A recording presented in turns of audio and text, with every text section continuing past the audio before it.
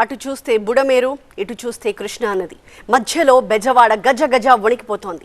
TV9 exclusive drone దృశ్యాలను మీకు చూపిస్తున్నాం. నగరం అంతా ఎటు చూసినా నీళ్లే కనిపిస్తున్నాయి. 48 గంటలుగా నరకం అనుభవిస్తున్నారు బెజవాడ వాసులు.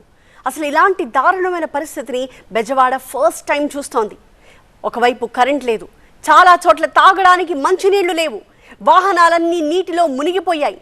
వరద తగ్గితే తప్ప అవి స్టార్ట్ అవుతాయో లేదో కూడా కనీసం చెప్పలేనంతగా నీటిలో నానిపోతున్నాయి. కొన్ని ప్రాంతాల్లో ఫస్ట్ ఫ్లోర్ వరకు నీళ్లు వచ్చేయడంతో వాళ్ళని బోట్ల సహాయంతో సురక్షిత ప్రాంతాలకు తరలించాల్సి వస్తోంది అధికారులు. అలాగే పడవల్లో ఆయా ప్రాంతాల్లో ఆహారాన్ని కూడా సరఫరా చేస్తూ ఉన్నారు. ఎన్డీఆర్ఎఫ్ టీమ్స్ కూడా సిద్ధంగా ఉండి రంగంలోకి దిగి ఎక్కడ అవసరమో అక్కడ కార్యాచరణ రూపొందిస్తున్నాయి.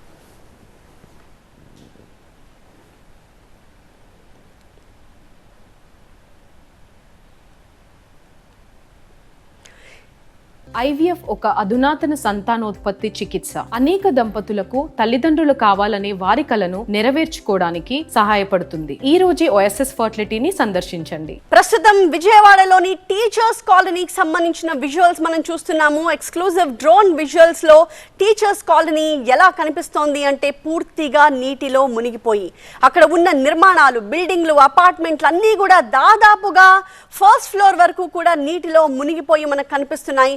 ఎక్కడ కనీసం రోడ్డు అన్నది తెలియనంత దారుణమైన పరిస్థితుల్లో బెజవాడలోని ప్రస్తుతం మనం చూస్తున్న టీచర్స్ కాలనీ మునిగిపోయి కనిపిస్తోంది. ఇక Burma colony, teachers colony, Burma colony అన్ని చోట్ల కూడా ఒకే రకమైన పరిస్థితిని మనం చూస్తున్నాము. ఇక్కడైతే బర్మా కాలనీలో ఇంకా ఆ ఎఫెక్ట్ చాలా ఎక్కువగా ఉన్నట్టు కనిపిస్తోంది. నిర్మాణాలు తక్కువగా కనిపిస్తున్నాయి, ఎక్కువగా నీరు నిలిచిపోయి వరదలాగా అక్కడ ఉండిపోయిన పరిస్థితి మనకి ఎక్కువ ప్లేసెస్లో కనిపిస్తోంది. అండ్ సింగిల్ ఫ్లోర్ ఉన్న, గ్రౌండ్ ఫ్లోర్ మాత్రమే ఉన్న ఇళ్ళు అవన్నీ కూడా పూర్తిగా మునిగిపోయిన పరిస్థితిని బర్మా కాలనీలో మనం చూస్తున్నాం. ఇక ప్రకాష్ నగర్, ఇక్కడ ఎక్కువ నిర్మాణాలు మనకు కనిపిస్తున్నాయి. చాలా రద్దీగా ఉండే ప్రాంతం, జనాభా ఎక్కువ ఉండే ప్రాంతంగా ప్రకాష్ నగర్ మనకు కనిపిస్తోంది. అక్కడంతా కూడా ఆ ఇళ్ల మధ్యలో ఎక్కడ చూసిన సందుల్లో అన్నిట్లో కూడా పూర్తిగా నీరే మనకి కనిపిస్తోంది. ప్రకాష్ నగర్ కూడా లిటరల్గా నీటిలో నానుతోంది. నాన్ స్టాప్గా ఆగకుండా కురుస్తున్న భారీ వర్షానికి విజయవాడలోని పలు ప్రాంతాలు, పలు కాలనీలు ఇలాంటి దారుణమైన పరిస్థితిని చూస్తున్నాయి. కండ్రికలో కూడా సిచ్యువేషన్ మనకు అలాగే కనిపిస్తోంది. అయితే ఇక్కడ రోడ్డు ఎక్కడుందో అన్నది మనకు తెలుస్తోంది, కానీ అది కూడా పూర్తిగా నీటిలో మునిగిపోయింది. మధ్యలో ఉన్న కండ్రిక ప్రాంతం అంతా కూడా నీటిలో నానిపోతున్న పరిస్థితి. బెజవాడ వాసులు భారీ వర్షాలని చవి చూశారు, కానీ ఈ స్థాయిలో నగరం దాదాపుగా నీటిలో మునిగిపోతున్నంత దారుణమైన పరిస్థితిని ఇంతకు ముందెప్పుడు తాము చూడలేదని వాపోతున్నారు. నున్న శివారు ప్రాంతం చూడండి, పూర్తిగా నీరే కనిపిస్తోంది మనకి.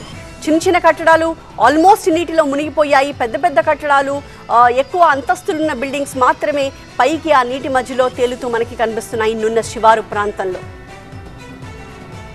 ఇక ఇన్నర్ రింగ్ రోడ్ ఎలా ఉంది అని చూస్తే పూర్తిగా ఇన్నర్ రింగ్ రోడ్లో కూడా నీరు మాత్రమే మనకి కనిపిస్తోంది. ఇన్నర్ రింగ్ రోడ్ ప్రాంతం అంతా కూడా ఎటు చూసినా ఈ డ్రోన్ విజువల్స్లో మనకి చాలా క్లియర్గా నీటిలో మునిగిపోయి కనిపిస్తోంది. ఎక్కడ చూసినా నడుములోతు నీరు కనిపిస్తోంది. కొన్ని చోట్ల 8 అడుగుల ఎత్తులో కూడా వరద ప్రవాహం కంటిన్యూ అవుతోంది. దాదాపు 50,000 ఇళ్లు ఇప్పటి వరకు ఈ వరదలో ముంపుకి గురైనట్టుగా ప్రాథమికంగా అంచనా వేస్తూ ఉన్నారు అధికారులు. అలాగే అక్కడ నివాసం ఉంటున్న దాదాపు 3 లక్షల మందికి పైగా ఈ భారీ వర్షాలు, వరదలతో ఎఫెక్ట్ అయిపోయారు. 2 రోజులుగా వీళ్ళంతా కూడా మంచినీటి కోసం, ఆహారం కోసం లిటరల్గా ఎదురు చూడాల్సి వస్తోంది.